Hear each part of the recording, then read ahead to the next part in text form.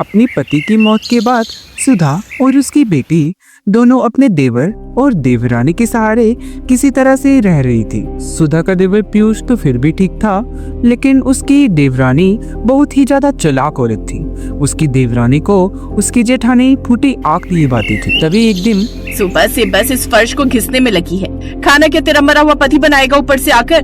खाना मैं अभी बना देती हूँ देवरानी जी, लेकिन मरे हुए इंसान के बारे में ऐसा मत कहिए, और देवर जी के दफ्तर जाने से पहले ही खाना तैयार हो जाएगा।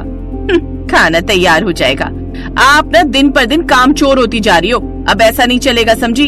चल अब जल्दी से जाकर खाना तैयार करो। बेचारी जेठानी खाना बनाने चली जाती है।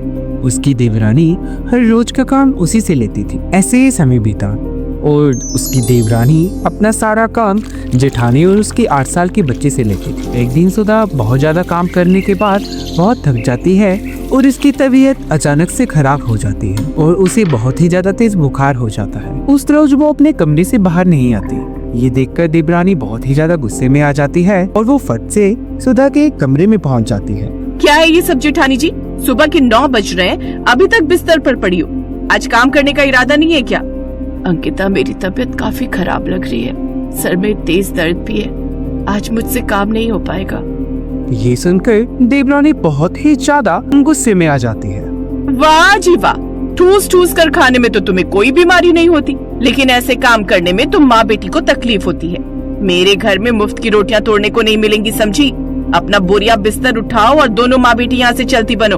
अंकिता अचानक से उनके सामान की पोटली उठाकर बाहर फेंक देती है और उन दोनों को घर से बाहर भी निकाल देती है। ऐसा मत करो देवरानी जी, मेरी बच्ची के बारे में तो सोचो। मैं उसे लेकर कहाँ जाऊंगी?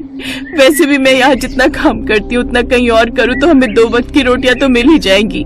अच्छा, मुझ पर एहसान जताती है। मिल ही जाएंगी तो यहाँ क्या कर रही है? निकल यहाँ से और भीख मांग कर खा। सुधा अपने बेटे के साथ घर छोड़कर चली जाती है। बुखार से तपती हुई वो भरी धूप में एक सुनसान सड़क पर चलती रहती है, लेकिन कुछ दूरी पर चलते चलते उसकी तबीयत और भी ज्यादा बिगड़ने लगती है और वो चक्कर खा के गिर जाती है। पानी, पानी। माँ तुम यहीं रुको, मैं भागकर पानी लाती हूँ। प्रिया झट से पास के नदी के पास जाती है और वहाँ से प्लास्टिक की बोतल में पानी भरकर ले आती है, लेकिन जैसे ही वो वापस वहाँ पे पहुँचती है वो देखती है कि उसकी माँ वहाँ पर होती ही नहीं है। माँ कहाँ चली गई तुम? माँ, मैं रह नहीं पाऊंगी तुम्हारे बिना। प्रिया जोर जोर से रोने लगती है और वो आस पड़ोस के लोगों से अपनी माँ के बारे में पूछने लगती है। साहब क्या आपने मेरी माँ को देखा? मैं क्या तेरी माँ का नौकर लगाऊं जो उस पर नजर रखूं? चल भाग यहाँ से, धंधा करने दे। फिर प्रिया रोते हुए अपने चाची के घर आ जाती है और उनको सारी बात बताती है। मुझे तो लगता है वो अपने यार के साथ भाग गई होगी। ऐसा क्यों बोलती है? क्या पता वजह कुछ और हो। और प्रिया बेटी, अब तुम यहीं रहो हमारे साथ। मैं इसे यहाँ नहीं रखूंगी। इसकी माँ तो अपने यार के साथ भाग गई, लेकिन मैं इसका ख्याल रखूं? नहीं।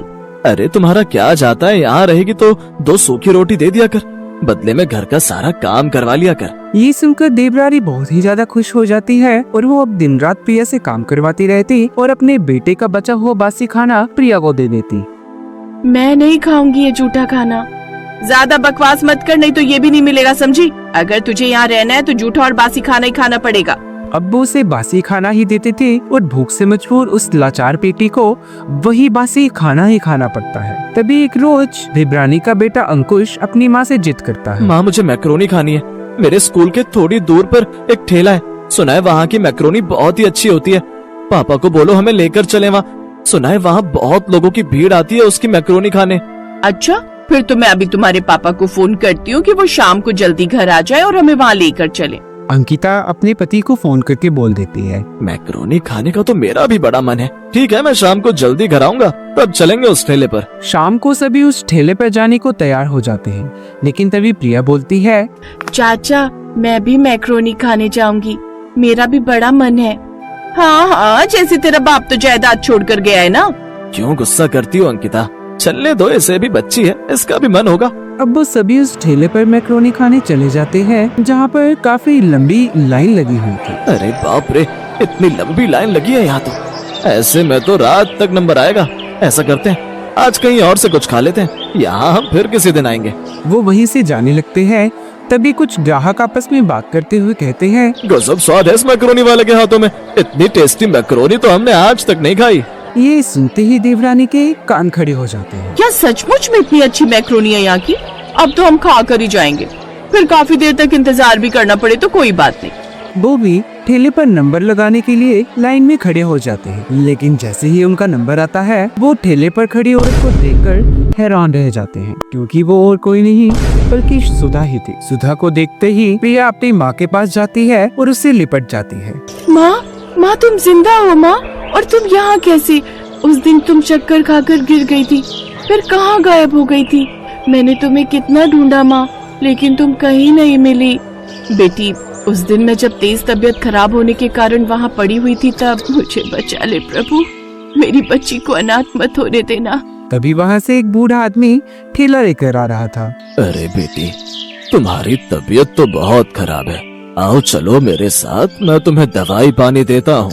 लेकिन मैं कुछ कहने सुनने की होश में नहीं थी। फिर ये बाबा मुझे जैसे तैसे अपने घर ले आए। इनकी कोई संतान नहीं थी, इसलिए इन्होंने मुझे यहीं अपने साथ ही रहने दिया और साथ ही मुझे ये बढ़िया मैक्रोनी भी बनानी सिखाई। हमने तुझे बहुत ढूंढा, लेकिन तू हमें कहीं नहीं मिली बेटी। मैं चाचा के घर वापस चली गई थी माँ, मुझे लगा तू वहाँ कभी नहीं जाएगी, इसलिए मैंने तुझे वहाँ नहीं ढूंढा। खैर, अब तू आ गई है ना, तो अब तू अपनी माँ के साथ ही रहेगी। नहीं भाभी, आप दोनों हमारे साथ अपने घर वापस चलिए, इन बाबा को यहीं छोड़िए। अब हम खुद का रेस्टोरेंट खोलेंगे, आप उसी में मैक्रोनी बनाकर बेचना और हम खूब पैसे कमाएंगे। नहीं, मैं बाबा को धोखा नहीं दे सकती। जिस आदमी के कारण आज मैं इतने पैसे कमा रही हूँ, जिसने मुझे छत दी, आप चाहते हो मैं उसे ही धोखा दूं? कभी नहीं।